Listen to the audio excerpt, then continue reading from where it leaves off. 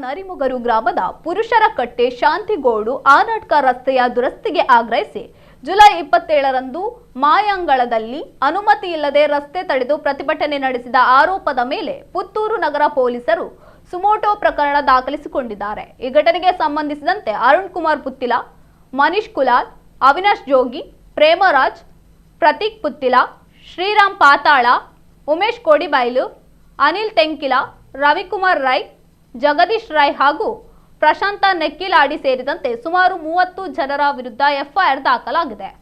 ಯಾವುದೇ ಪೂರ್ವಾನುಮತಿ ಪಡೆಯದೆ ಅನಧಿಕೃತವಾಗಿ ರಸ್ತೆ ತಡೆ ಮಾಡಿ ಸಾರ್ವಜನಿಕರಿಗೆ ಸುಗಮ ಸಂಚಾರಕ್ಕೆ ಅಡ್ಡಿಪಡಿಸಿದ ಆರೋಪವನ್ನು ಪ್ರತಿಭಟನಾಕಾರರ ಮೇಲೆ ಹೊರಿಸಲಾಗಿದೆ।